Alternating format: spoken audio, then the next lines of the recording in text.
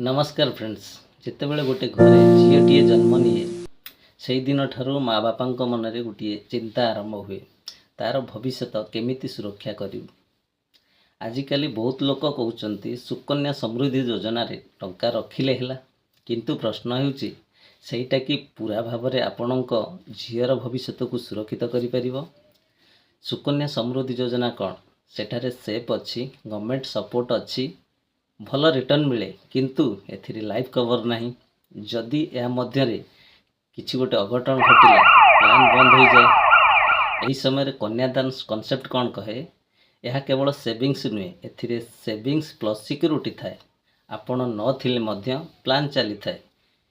निश्चिंत टंका झीर शिक्षा और विवाह पाई मिले। पूरा परिवार आर्थिक भाव सुरक्षित रहे, कारण झीर स्वप्न केवल टंकार नुहे, सुरक्षा और निश्चिंततारे पूरण हुए। तेणु आपण केवल सेविंग्स करूचंती ना झीर भविष्य को सतरे सुरक्षित करूचंती? आज ठारू सठिक डिसीजन नियंतु, कारण झीर भविष्य अपेक्षा करेनी। नमस्कार।